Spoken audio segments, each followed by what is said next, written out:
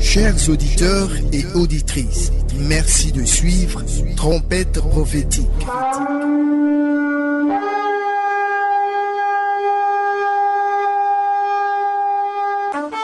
Une émission de révélation, de mystère et d'orientation spirituelle présentée par le prophète Ablégui, pasteur mondial de la mission évangélique La Voix Sainte.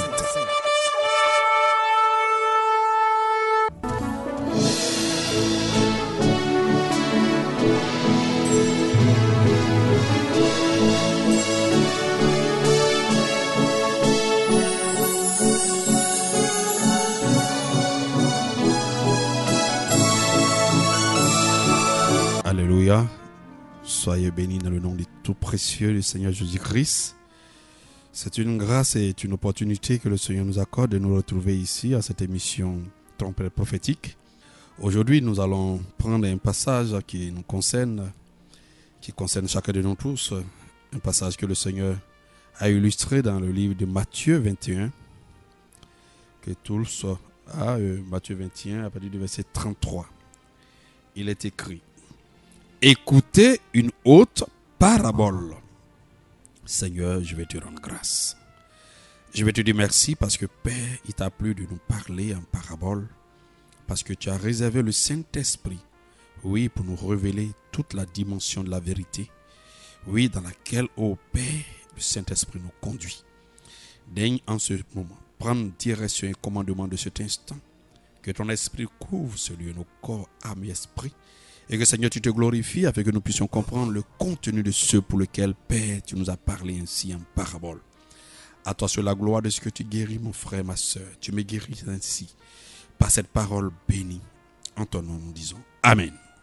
Il a plu au Seigneur de pouvoir nous parler en très peu de mots au travers de cette parabole qui a été illustrée dans le livre de Matthieu 21 à partir du verset 33. Écoutez une haute parabole. Comprenez que le Seigneur a utilisé plusieurs manières de codage pour s'exprimer au peuple. Parce que lorsque le Seigneur venait, n'oubliez pas que c'était une période où battait le plein du sacerdoce lévitique, avec toutes sortes de situations un peu biaisées, où le peuple s'était déjà catégorisé avec des gens de mauvaise vie, avec des gens de bonne vie, des gens purs, avec un Sanhédrin, un scribe, avec des pharisiens, avec des sadduciens. Il y avait tout un mélange lorsque le Seigneur Jésus-Christ arrivait. Et c'est aussi la période où le Seigneur avait déjà tonné dans sa parole dans l'Ancien Testament qu'il allait arriver à une période bien précise pour délivrer son peuple. Mais hélas, lorsque le Seigneur est venu, il a parlé ouvertement, mais aussi, quand bien même que de manière simple qu'il parlait, c'était difficile de comprendre ses mots, ses paroles, ses propos, mais aussi il utilisait encore des codes sous forme de parabole. Et là, il est question de parler vraiment aussi en profondeur concernant cette parabole. D'abord, la parabole concerne une catégorie de serviteurs de Dieu. La parabole concerne un codage. Et donc, ceux à qui cela est destiné ne sont rien d'autre que ses disciples. Lorsque le Seigneur utilise un niveau de codage, ça veut dire que la parole n'est pas destinée à tout le monde. Elle est destinée à ceux réellement qui ont été introduits dans la compréhension ou dans le décodage de ces mots-là ou bien de ces paraboles-là. Il y avait un homme maître de sa maison. Alors le Seigneur va nous présenter ici le royaume de Dieu, c'est-à-dire l'œuvre qu'il est venu accomplir ici-bas, comme un homme qui est maître de sa maison, qui planta une vigne.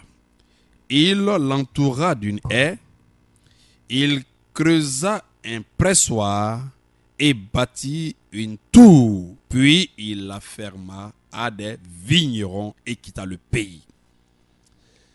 Oui, cette parabole, si le Seigneur utilisait la parabole, ça veut dire que c'est un message qui nous concerne, surtout nous, serviteurs de Dieu. Et le Seigneur veut nous parler à nous, serviteurs de Dieu, aujourd'hui. Parce que nous sommes un maillon très important dans l'accomplissement de son dessein. Et surtout que nous parlons en son nom, nous utilisons son nom, nous faisons tout en son nom. Mais ici, il donne une parabole qui nous concerne et il serait intéressant que chacun de nous tous puisse comprendre la profondeur de cette parabole dans la dimension de la révélation qu'il nous fait, parce qu'elle peut être révélée de plusieurs manières, Mais il y a un élément qui est un peu difficile à comprendre dans cette parabole. C'est le fait que le Seigneur commente ce premier verset avec l'expression un peu en griffe d'un blâme. Pourquoi? Il dit, il y avait un homme, maître de sa maison. D'abord, de manière simple, il y avait un homme, maître de sa maison, c'est-à-dire un propriétaire. Il met l'accent sur le fait que ce monsieur, il est maître de sa maison. C'est-à-dire que la maison lui appartient. On va aller ensuite de manière simple et puis nous allons aller en profondeur. Il planta une vigne, donc il était celui qui a planté sa vigne. Donc le maître de sa maison, il planta sa vigne. Il entoura d'une haie, donc c'est lui encore qui entoure cette vigne d'une haie. Il creusa un pressoir, c'est lui encore qui creuse un pressoir. Il bâtit une tour, c'est lui encore qui bâtit une tour. Puis il la ferma à des vignerons. Alors, les vignerons apparaissent ici alors que les vignerons ne participent pas à la construction de la maison. Ils ne participent pas, à la plantation. Ils ne participent pas à la haie. Ils ne participent pas au pressoir ni à la tour. Mais on le voit lorsqu'il est question de confier la vigne. Et on dit il quitta le pays. Et donc le maître a quitté le pays. Alors, donc, pourquoi c'est difficile? Parce que ceux qui reçoivent la gestion de la vigne sont appelés vignerons. Voilà où ça fait peur. Ça fait totalement peur. Il appelle ceux qui reçoivent la vigne des vignerons. Et pourtant, dans le livre de Jean, le Seigneur nous a été clair. Il dit, mon Père est le vigneron. Moi, je suis le cep. Et vous, vous êtes les sarments. Dans le livre de Jean, le Seigneur a pris soin de ne même pas prendre sur lui l'audace de se faire appeler vigneron. Il s'est fait appeler le cep. Mais ici, le Seigneur va dire que ceux-mêmes qui ne sont pas maîtres de la maison, ceux qui n'ont pas planté la vigne, ceux qui n'ont pas creusé la haie, ceux qui n'ont pas mis le pressoir, qui n'ont même pas bâti, ceux-là, il les appelle des vignerons. Et il quitta le pays. Avant que nous rentrions en profondeur, puisque nous sommes en introduction, nous allons essayer de comprendre que le Seigneur s'adresse à nous, serviteurs de Dieu. Il s'adresse à toi, il s'adresse à moi, il s'adresse à nous tous. Parce que nous nous affectionnons à quelque chose qui a fait tomber le diable, qui a fait tomber Lucifer. Lucifer s'est opposé à Dieu lorsqu'il s'est pris pour Dieu et il prend les attributs de Dieu. Et ici, nous les serviteurs de Dieu, souvent, nous avons l'habitude de prendre les attributs de Dieu. Voilà pourquoi ce ne sera pas un passage qui va concerner beaucoup les fidèles, même si les fidèles sont concernés, mais ça va nous concerner, nous, serviteurs de Dieu. Et en cela, nous devons chercher à comprendre ce que le Seigneur attend de nous. Et nous allons parler selon que l'Esprit de Dieu nous conduit. Qui est vigneron dans la maison de Dieu? Alors, le vigneron dans la maison de Dieu, c'est celui qui s'affectionne à porter les titres de Dieu, à porter les noms de Dieu. Le livre de Daniel était clair. Même dans le livre d'Ézéchiel aussi, c'est très clair, parlant du diable. L'une des plus grosses erreurs que nous avons dans la maison de Dieu, nous serviteurs de Dieu, et qui nous guette, c'est que nous n'avons pas peur de porter les attributs de Dieu et d'avoir ce courage même de l'affirmer. D'abord, dans un premier temps, il dit, un homme, il est maître de sa maison. C'est-à-dire, il est propriétaire de sa maison, il planta une vigne. Donc, le propriétaire d'une vigne, c'est un vigneron. Voici des vignerons qui n'ont pas planté des vignes, mais le Seigneur les appelle vignerons. Voici des individus qui n'ont même pas vu comment se construire une vigne, se planter une vigne, se bâtir une vigne. Ils ne savent rien, mais on les appelle vignerons. Voici, nous qui sommes des serviteurs de Dieu, qui ne savons rien de ce que c'est. Mais pourquoi il parle de vigne? Vous savez, la vigne fait partie des éléments qui permettent d'identifier l'œuvre de rachat du Seigneur Jésus-Christ, l'œuvre de la rédemption. La vigne fait partie d'une plantation à l'image de l'accomplissement de la régénérescence. Voilà pourquoi la vigne, on peut prendre l'olivier, le figuier, tout ceci, on les appelle des arbres de rédemption. Pourquoi? Parce qu'au travers de ces arbres, le Seigneur nous révèle l'accomplissement de son dessein. Parce que ce sont des arbres qui permettent de préfigurer, de préfigurer les enfants de Dieu acquis par le prix du sang de Jésus-Christ et même aussi modeler dans leur transformation jusqu'à ce qu'ils soient à l'image du Seigneur Jésus-Christ à la dimension de sa nature divine. Mais il dit il est maître. J'insiste là-dessus pour que nous puissions avancer devant. Il est maître. Personne n'est maître le Seigneur. Et mieux, le Seigneur a dit quoi? Il dit, moi, Pierre, tu es Pierre. Je te le dis, sur cette pierre, je bâtirai mon église. Je. Il n'a pas dit nous, il n'a pas dit toi et moi, il n'a pas dit tu, il dit je. Le Seigneur insiste, les propos du Seigneur sont très clairs. Nous sommes des lettres, le Seigneur est la parole. Quand il dit je bâtirai mon église, ça veut dire tout simplement que nous devons faire très attention. Ce n'est pas nous qui bâtissons, c'est Christ qui bâtit son église. Voilà pourquoi il rappelle qu'il est le maître de sa maison. Et sa maison, telle qu'il est maître, tel qu'il est le propriétaire de la vigne, tel qu'il est celui qui plante sa vigne.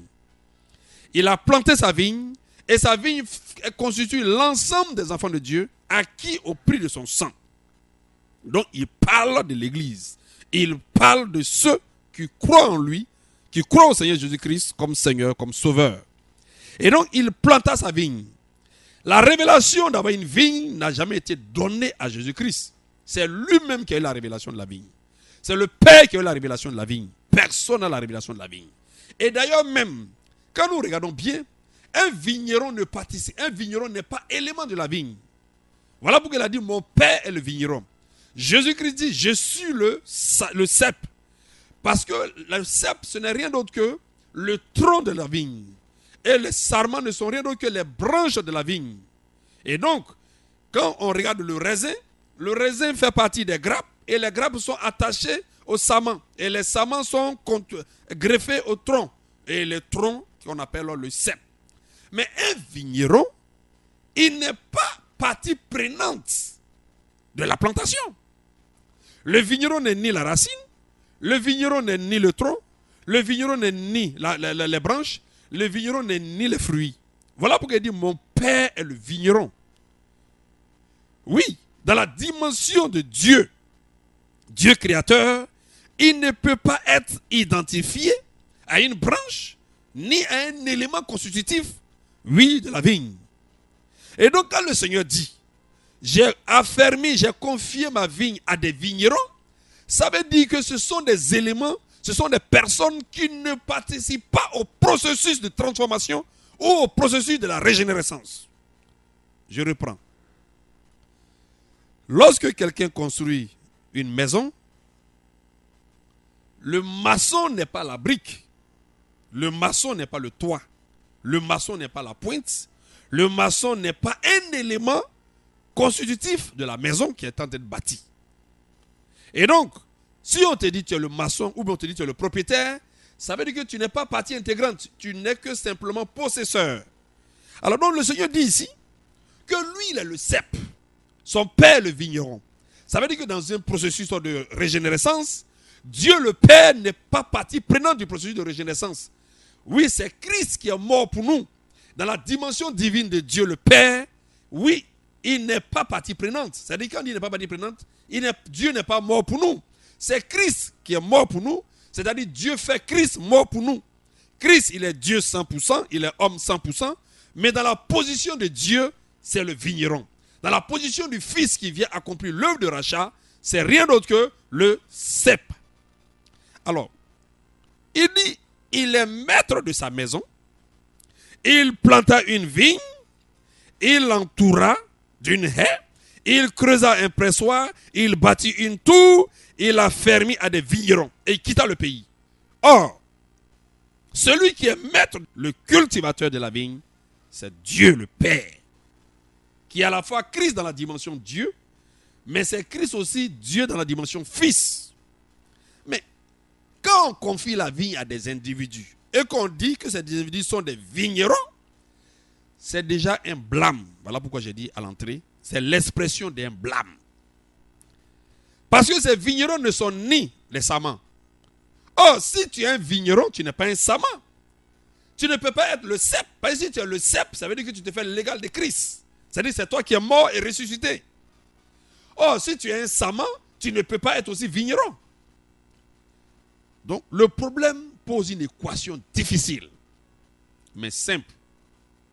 Ça veut dire que c'est très mal parti ceux à qui la vigne a été confiée. Le Seigneur aurait dû les appeler des serviteurs, ça allait être aussi plus simple, mais les appeler des vignerons. Nous allons revenir dessus, puisque nous sommes en train de développer un peu l'introduction. Lorsque le temps de la récolte fut arrivé, il envoya ses serviteurs vers les vignerons. Donc, il y a les serviteurs et il y a les vignerons. On dit pour recevoir le produit de la vigne. Les vignerons s'étant saisis de ses serviteurs, battirent l'un, tuèrent l'autre et lapidèrent le troisième. Alors, vous voyez, comment les vignerons peuvent avoir des qualités surprenantes, sinon pour dire des comportements et des attitudes, où ils sont capables de se battre, de frapper, de tuer et de lapider. Mais lapider, se battre ou tuer n'est pas l'apanage d'un vigneron. Un vigneron ne tue pas. Un vigneron ne lapide pas. Un vigneron ne frappe pas. On dit, il battit l'un, il tuait l'autre, il lapidait celui qui fuyait. Ça veut dire, en fait, ce ne sont pas des vignerons. Parce qu'on ne peut pas être un vigneron et avoir l'attitude qui est contradictoire à la vie chrétienne. On ne peut pas être un vigneron et avoir des sensations de meurtre, de destruction, de nuisance. Ce n'est pas possible. Voilà pourquoi j'ai dit au début que c'est mal parti. Nous sommes mal partis lorsque le Seigneur nous appelle des vignerons. Nous sommes très mal partis. Alors donc nous revenons toujours. Enfin, il envoya, on dit en plus, il envoya d'autres serviteurs en plus grand nombre que les premiers. Et les vignerons les traitaient de la même manière. Donc ça veut dire que c'est la caractéristique des vignerons d'avoir une attitude contradictoire à la vie chrétienne. Donc des vignerons qui n'ont pas une vie chrétienne, c'est dangereux. Parce que tuer n'est pas chrétien. Le maître a demandé simplement le fruit de la récolte. C'est suffisant pour déclencher tout un venin. C'est suffisant pour tuer. Ça veut dire même tuer, assassiner, détruire dans la maison de Dieu, c'est l'apanage des vignerons. C'est pas normal. C'est pas normal. Enfin, il envoya vers eux son fils en disant, ils auront du respect pour son fils, pour mon fils. Mais quand les vignerons virent le fils, ils dirent en eux-mêmes, voici l'héritier, venons, tuons-le et emparons-nous de son héritage. Donc, voici des vignerons qui ont des desseins autres que ceux pour lesquels le maître a confié la vigne.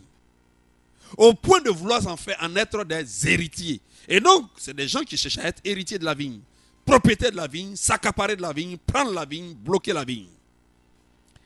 Et il se saisit de lui, le jetait hors de la vigne et le tuait.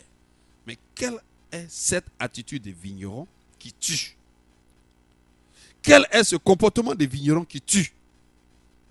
Maintenant, lorsque le maître de la vigne viendra, que fera-t-il de ces vignerons? Alors, il lui répondit, il fera périr misérablement ces vignerons, ces misérables, et il affermira la vigne à d'autres vignerons qui lui en donneront le produit au temps de la récolte. Alors, donc ici, on termine sur d'autres vignerons. Le Seigneur commence par des vignerons et il termine par des vignerons. Alors, nous allons comprendre pourquoi alors la parabole nous parle ici. Pourquoi il parle des vignerons qui, normalement, ce n'est pas normal de porter ce titre parce que c'est le Père seul qui a ce titre. Et à la fin, il dit qu'il va donner à d'autres vignerons, mais ce qui est plus intéressant, il dit ces derniers en porteront du fruit. Alors, donc nous allons revenir sur notre passage après avoir essayé de présenter le décor. Le Seigneur a planté une vigne.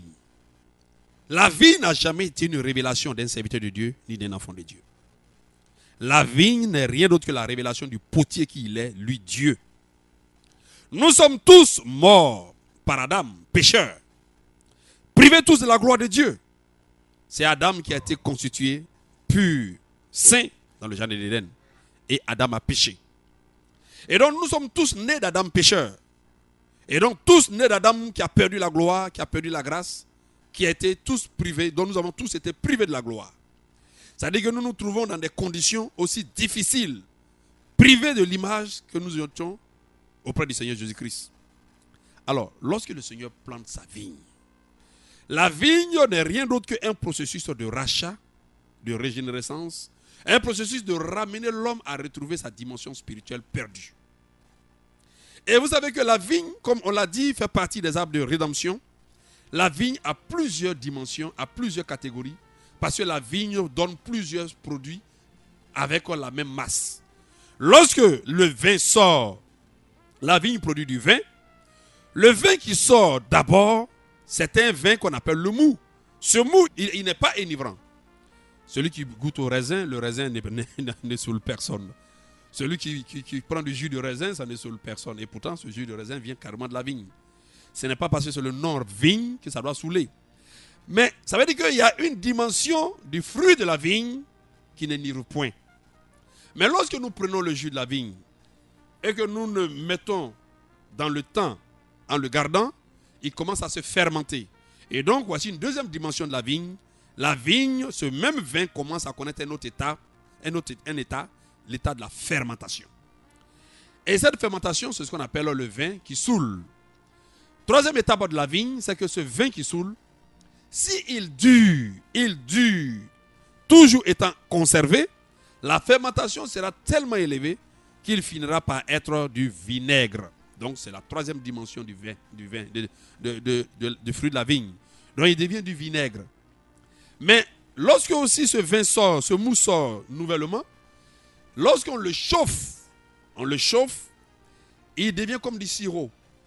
Et là, parce que lorsqu'il sort, il n'est pas enivrant, mais lorsqu'on le fait passer à un degré élevé, il devient comme du sirop. Et donc, c'est ce qu'on appelle le vin excellent, le vin doux, ou le meilleur vin si vous voulez en griffe.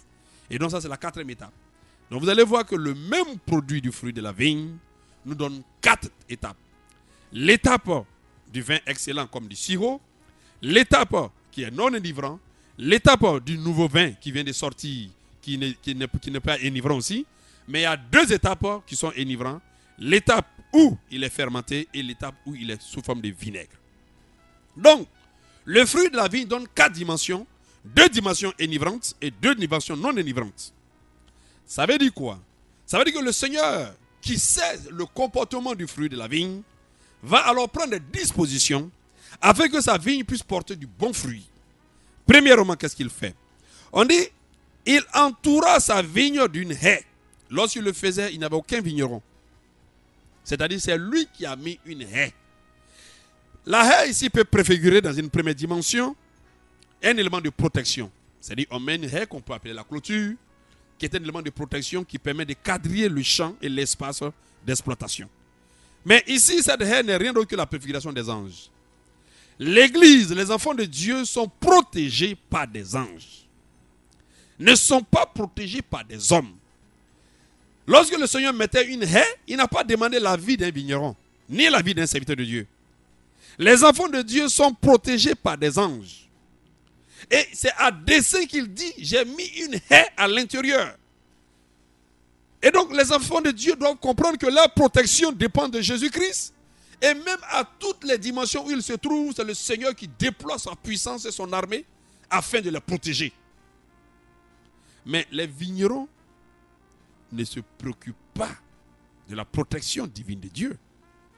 Les vignerons souvent se font passer eux-mêmes protecteurs. Voilà pourquoi le Seigneur dit, celui qui garde la ville, il la garde en vain, si ce n'est pas le Seigneur lui-même qui la garde. Et donc il a mis une haie.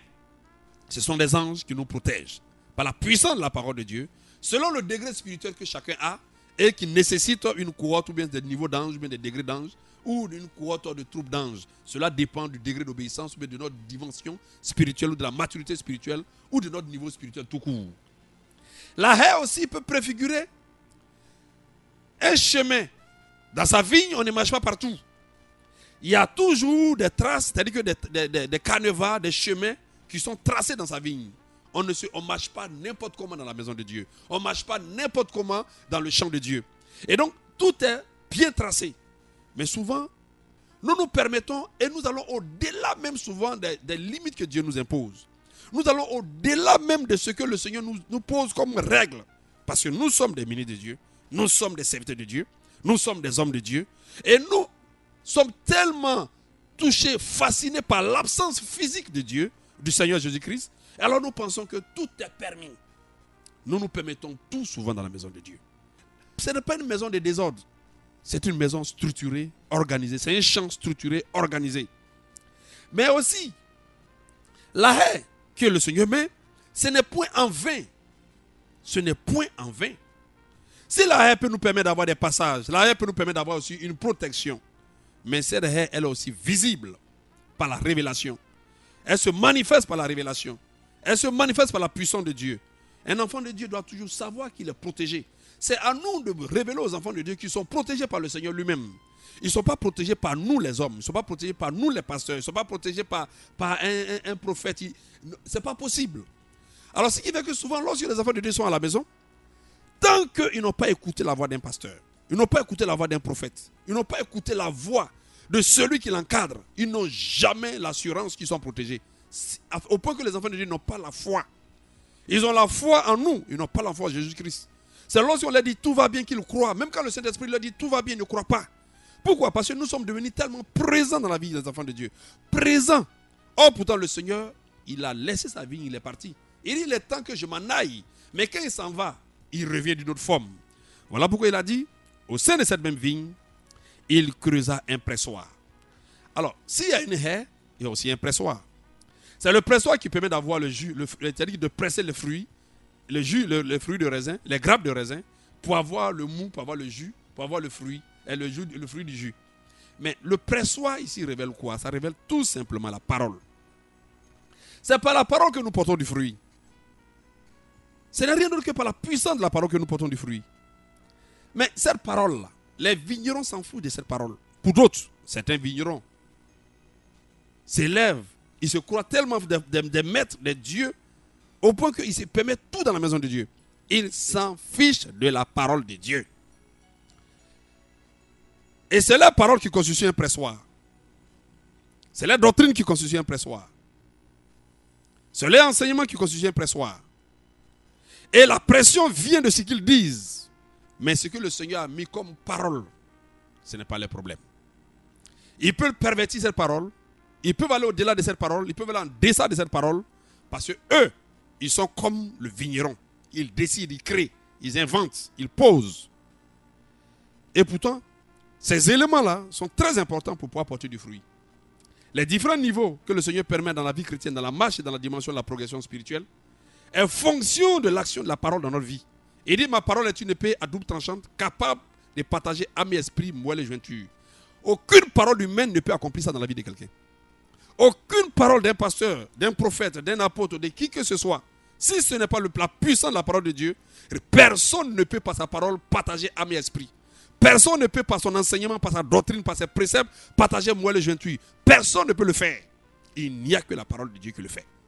Quelle que soit notre grandeur, quelle que soit notre petitesse, quel que soit notre désir, nos volontés, quelle que soit notre manière de nous comporter, si ce n'est pas avec la parole, nous n'allons jamais avoir le fruit escompté. Il ne s'est pas aussi limité à la haie et aussi au pressoir. On dit il bâtit une tour. Lorsque vous bâtissez une tour dans un champ, c'est pour pouvoir faire un contrôle. C'est une tour de contrôle. C'est pour pouvoir toujours chercher à savoir de ce qui se passe, pour conduire les choses, pour diriger les choses. Mais la tour de contrôle ici, c'est le Saint-Esprit. Oui, le Seigneur a laissé dans son champ la manifestation de l'œuvre de l'Esprit. Et c'est le Saint-Esprit, voilà pourquoi il dit le Saint-Esprit vous conduira, il vous conduira, mais c'est celui qui a le contrôle qui conduit. C'est celui qui voit qui conduit, c'est celui qui sait qui conduit. C'est celui à qui a été donné la garde et la direction qui conduit. Mais beaucoup s'en fichent du Saint-Esprit. Ils ont un autre esprit qui est autre que le Saint-Esprit. Ils ont une autre manière de pouvoir envoyer une expression qui n'a rien à voir avec le Saint-Esprit. Alors, dès lors que le Saint-Esprit est mis à côté, la parole est mise à côté, et qu'on ne fait pas comprendre que le Seigneur lui-même protège chacun de nous tous au travers de la puissance qu'il déploie, ou bien au travers des anges qu'il envoie, mais finalement, notre vie ne peut pas être conduite spirituellement.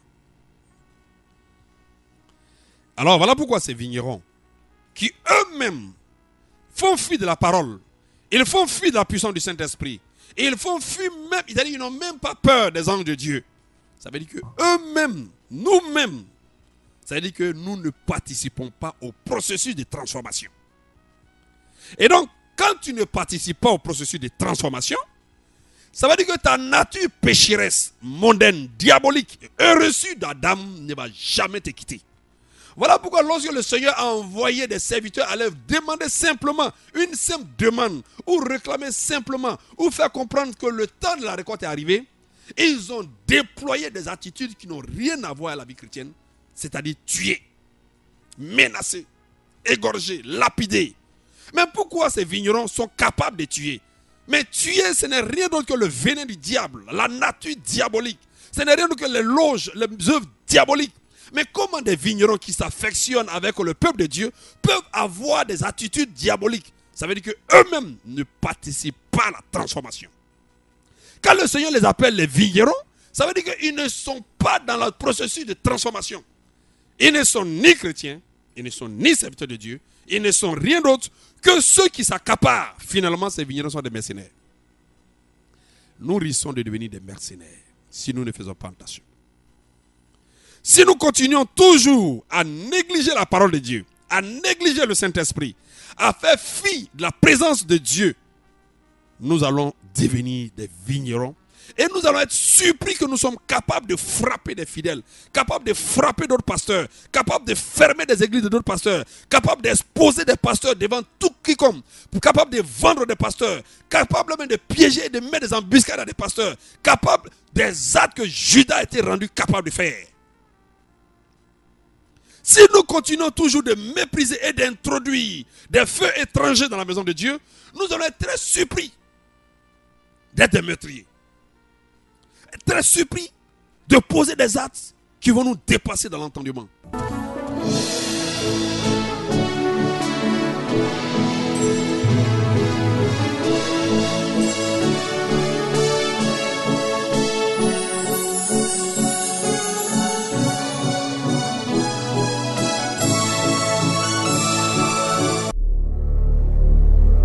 Chers auditeurs et auditrices, merci de suivre Trompette prophétique.